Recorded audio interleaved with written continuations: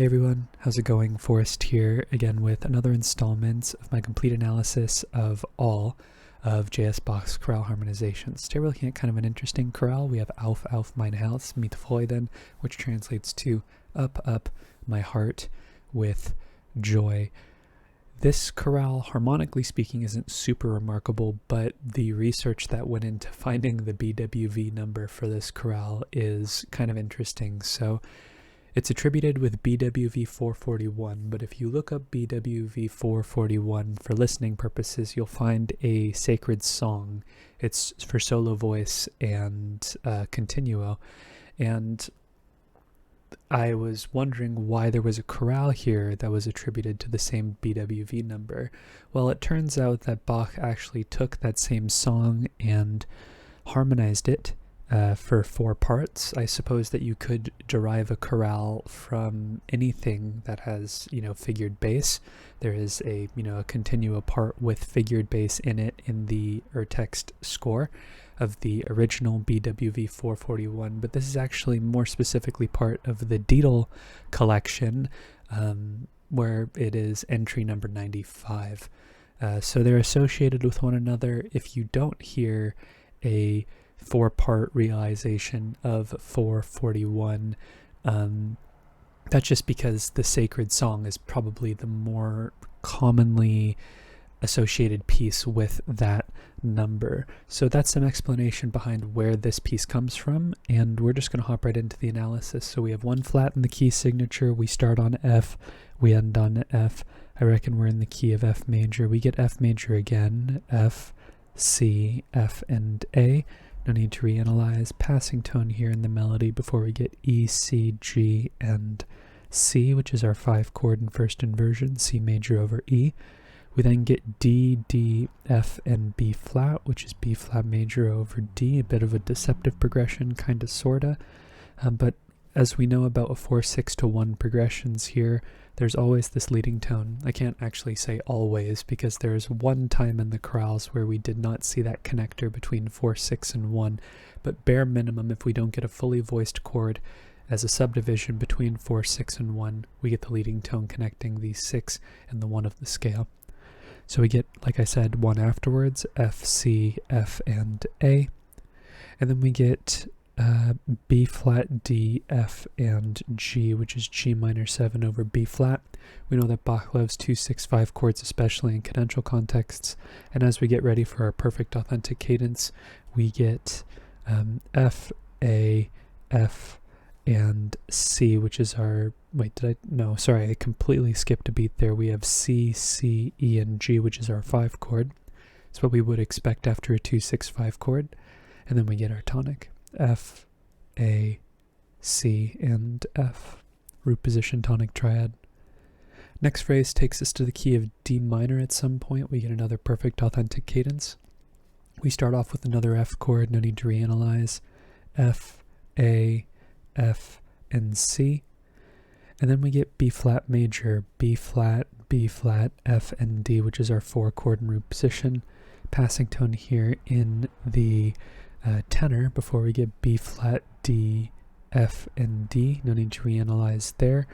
We get some delayed passing tones here in the upper voices, which for a very brief moment leaves us with B flat, D, G, and E, which is E minor 7 flat 5 over B flat, 7, 4, 3. 4 going to 7 is one of the more common subdivided chord progressions in Bach. I might even go out on a limb and say it is the most common subdivided chord progression in all of Bach's chorales. And we would expect some type of tonic triad after this, A, D, A, and F. We don't get it. We get a deceptive progression here, kind of an interesting deceptive progression at that, because we would expect our tonic triad, but instead we get a 6-6-4 chord. What's going on here? 6-6-4, definitely a rare chord. It kind of piques my interest because you don't really see 6 chords in second inversion all that often. Not that there's anything wrong with them or anything, it's just you don't really encounter them. I think really what's going on here is Bach is preparing for a cadence in the key of D minor, and this is actually functioning as a 1-6-4 chord as well. And we get a bit of an interrupted 1-6-4-5 cadence going on here, which is kind of interesting. We have G, D, B flat, and E flat, which is 2, 6, 5, E minor 7 flat 5 over G. We know that Bach loves 2, 6, 5 chords, especially in cadential contexts, so maybe this is, for me, I feel like this is an interrupted 1, 6, 4, 5 cadence because all the voices resolved the way we would expect, right? F goes down to E for the most part.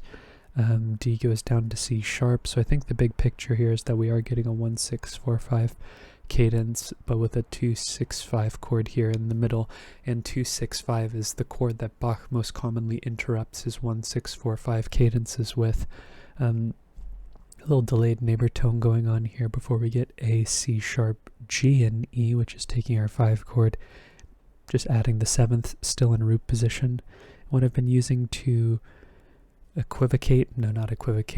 show that the 1, 6, 4 and the 5 chord are related to one another without using the solid bracket is by using a dashed bracket, because the cadence is still there. There's just an intermediary chord that by itself really could establish that same cadential feel, straightforward, perfect, authentic cadence, but we also have 1, 6, 4 in the mix, and I feel like it's just sort of like a compound cadence in terms of what the predominant is.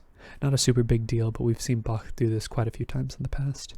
But then we get our tonic triad at the end of the phrase anyway, so all is well, D, A, F, and D, D minor.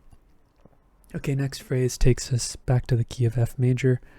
We start off with D minor, D, F, and A.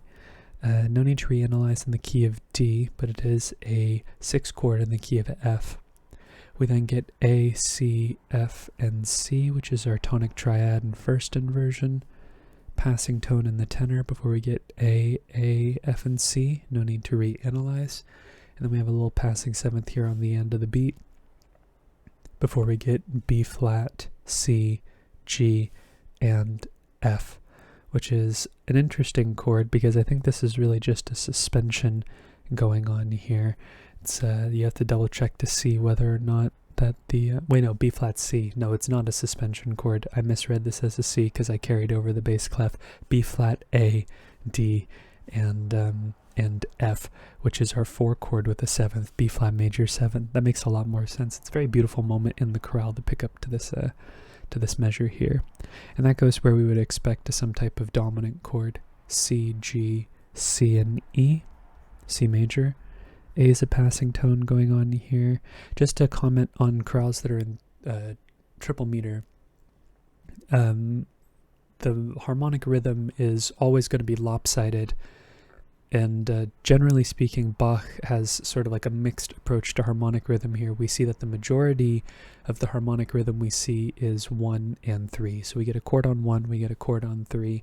But you'll find yourself sometimes in 3/4 time in situations where Bach is using every beat of the measure as part of the harmonic rhythm. So because of the unevenness of the meter, Bach switches up the rate at which chords get introduced. So you could interpret this 5 chord as a passing chord, but I think here it's very clear that the harmonic rhythm is on every beat, and other measures have a clear harmonic rhythm of beat 1 and beat 3. So it's a toss-up because of the odd symmetry of the measure. But regardless, we have some delayed passing tones going on here, and this actually poses kind of a unique situation. We have C, A, D, and F, which is technically speaking D minor 7 over C. So for a very brief moment, like a subdivision of the and of 2, very weak metric position, we have a 6/4-2 chord, which resolves right back down to 5, C, B flat, E, and G, and we're going to see the same pattern later in the chorale as well, but because this is technically a 6/4-2 chord and it's not resolving down by step, it brings into question, like, what the role of the 4/2 chord is here. And for me, I think even though literally it's analyzed as a 6/4-2 chord, really the big picture here is that I think the bass is just remaining static, and we actually just have D minor as a passing chord in the upper voices. It just so happens that C is the 7th of the chord and is remaining static. But we have seen situations like this in the past where a 4/2 chord shares a bass with the chord that's happening after the fact. And if I'm not mistaken, those situations have been like less they've been more implicit to the harmonic rhythm, in the sense that they're not happening on the and of an already weak beat. It's actually like a 4-2 chord resolving to a chord that shares the same bass. And yeah, I just think it's an alternate way for a 4-2 chord to resolve. But in this situation, I think the C is more coincidental than anything else. Maybe it's not, but there's no way to know for sure. I just wanted to point that out because we do see the same pattern later in the chorale as well. But yeah, this is more just a 6 chord rather than a 6-4-2 chord. The 4-2 is there just because the C is part of the chord, and I don't want to neglect that. But after our 5-7 chord, we get our tonic like we would expect. F, A, C, and F root position. Next phrase takes us to the key of G minor. We get a perfect authentic cadence as well. In fact, in this chorale, we only get perfect authentic cadences. We start the phrase off with D, F, D, and B flat, which is our 4 chord in first inversion, B flat major. And then we get B flat again, B flat, F, D, and D, which is just taking our chord and putting it in root position. Passing tone here in the alto before we get B flat, G, B flat, and D, which is 2-6, G minor over B flat. All in all, very interesting progression here. Just a series of just 4 and 2 chords, which are chords that usually are like supplemental. They're part of a greater harmonic narrative, but devoting so much time to just 4 and 2 without presenting a dominant is kind of interesting for Bach. Not like unprecedented by any means, but if you listen to the chorale at this point, it's just a very like sturdy sort of like it's a stable but not tonic referencing part of the scale, which I think is really interesting. But I do think there's a modulation happening at some point here. There's some vagueness between whether or not we're in G minor, because both of these chords are diatonic to G minor, but I'm just going to say the modulation happens on the end of the beat because the harmonic rhythm is in this measure on all 3 beats rather than just 1 and 3.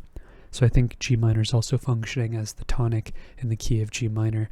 And we get E flat on the next beat anyways, so that's an indicator that we've probably moved because it's not really a leading tone here. This would just be like a change of scale.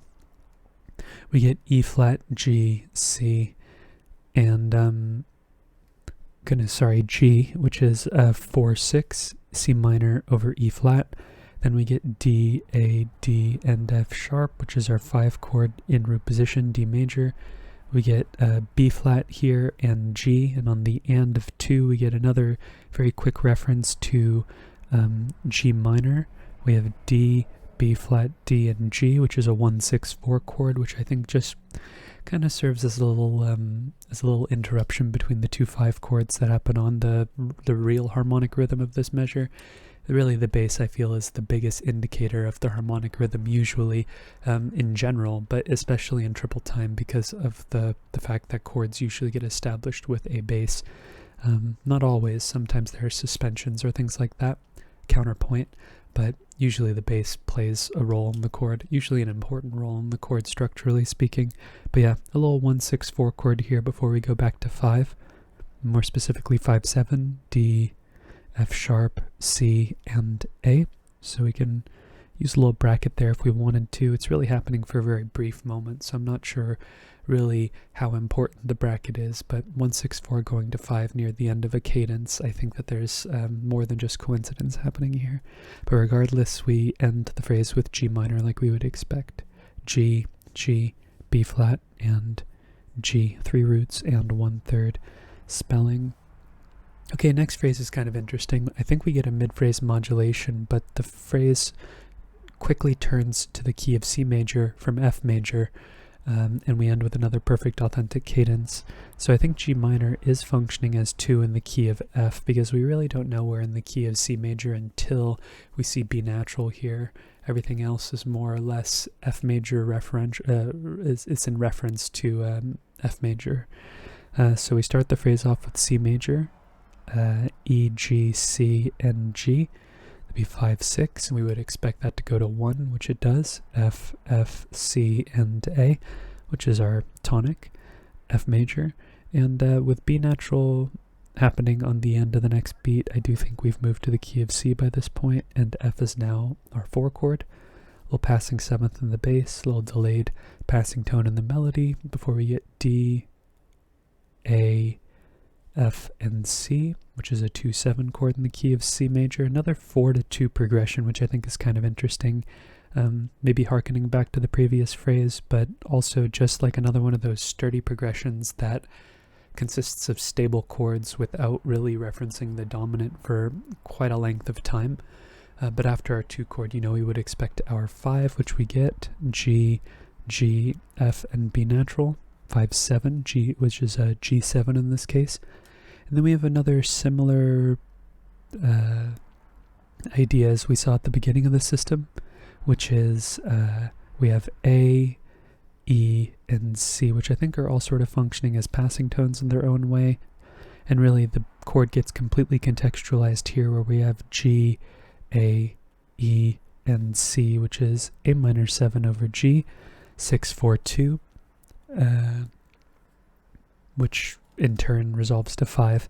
Not 5-7 exactly like we saw here, but functionally speaking, 5 and 5-7 operate the same way. It's just the tones that are included in the chord. So G, B, D, and D.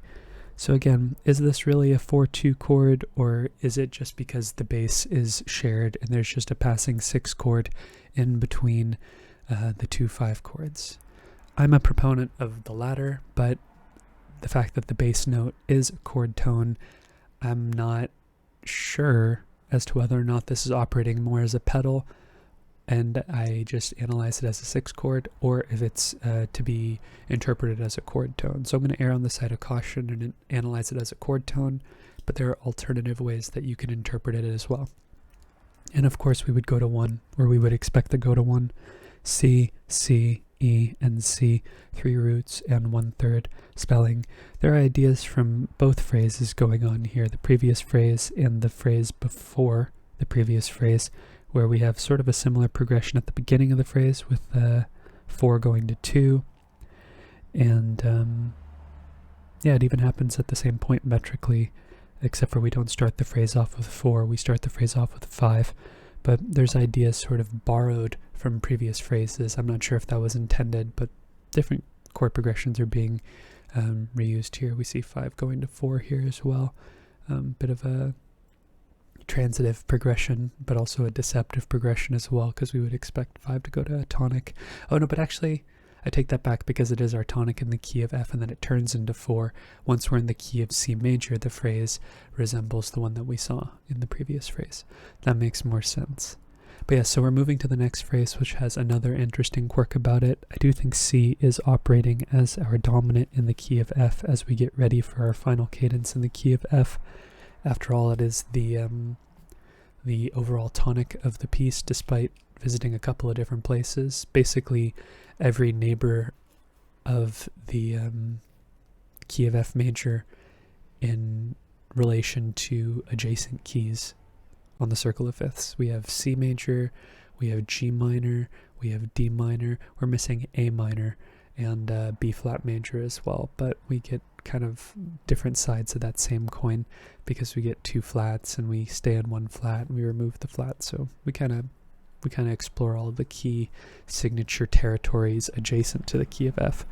But we start the phrase off with an F chord, but it has this quirky E flat here. So even though this is, I think, functioning like secondarily as our tonic, its greater function is that it is tonicizing B flat.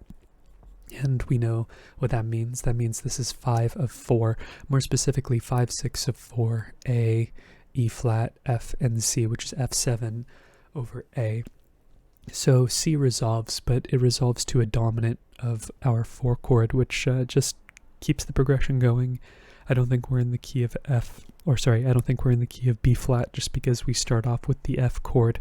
I think the big picture here is that Bach is just using an F dominant rather than an F tonic, And the bigger picture is that F is still the main idea here. We don't have E flats as well, except for in the dominant chord that's needed to discern F major as the dominant of 4 rather than our tonic. Because if we don't have the dominant 7, we don't know that our tonic is operating as 5 of 4 as well.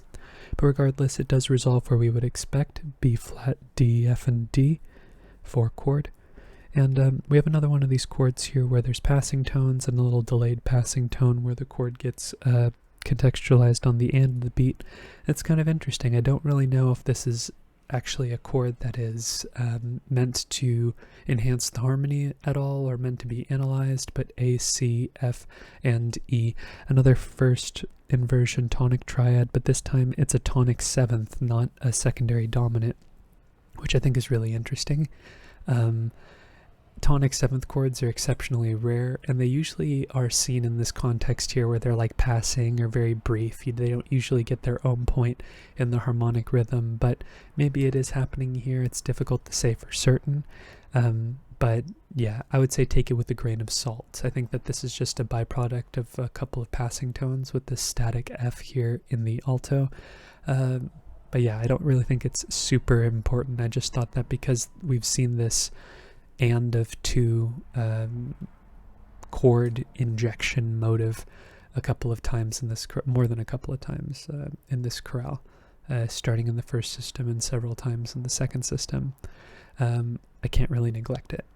But after our tonic 7th chord in passing, we have G, B flat, D, and F, which is our 2 chord with the 7th in root position, G minor 7.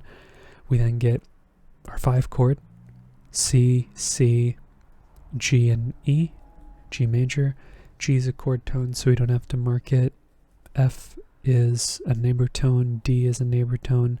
C, G, F, and D leaves us kind of like a sus chord. We can't really analyze that because it's not really resolving the way that we would expect. If that were the case, this would be some type of G minor 7 chord with a suspension in the bass, most likely. Yeah, because we would expect B flat, not C, but it never really resolves that way, so at this point it's just speculation. But afterwards we do get our 5 chord again, C, C, G, and E, no need to reanalyze, and then we cadence on F major, F, C, A, and F. And that's today's analysis. So all in all, this chorale was interesting from a research standpoint because I had to spend close to an hour today trying to figure out what BWV 441 is, because my research led me to these sacred songs and just how Bach composed several, like many tens and tens of sacred songs for solo voice and continuo, and turns out that he harmonized one of them, which is pretty neat. As far as harmonic takeaways from this chorale are concerned, these 4-2 chords, are they irregular 4-2 resolutions, or are they just passing chords that happen to have the 7th in the bass? I'll leave you to decide for certain, but I think that it's probably the bass operating as a pedal. But one can't really know for sure. We start this phrase off with the tonic as operating as 5 of 4 as well. It's really cool when Bach substitutes the tonic for 5 of 4. Sometimes we see him go 1, and then 1 turns into 5 of 4, which is less interesting, but still something I've pointed out. But when the tonic operates as 5 of 4, that's when it's really interesting in the overall scheme of the chorale. And this little passing tonic 7th here I think is kind of interesting as well. Again, is it really a passing tonic 7th? One can't really know for sure. I think it's more of an incidental chord than anything else, but there is evidence that suggests that chords that happen at this point metrically in this particular chorale have some type of substance, because we see a lot of chords that I start off as coincidental in my analysis that ended up there, and by the end of the chorale there were like 4 or 5 of them. So yeah, it's speculation, but that's the great thing about analysis, is that it leaves room for debate and alternative interpretations. But I think I'm going to cap the video off on those thoughts. If you're interested in following me along on the journey to analyze all of Bach's chorale harmonizations, feel free to subscribe to the channel. You can hit the notification icon and like the video as well if you enjoyed the content. Thank you so much for watching the video and supporting the channel by doing so. I look forward to tomorrow's analysis, and I hope you take care.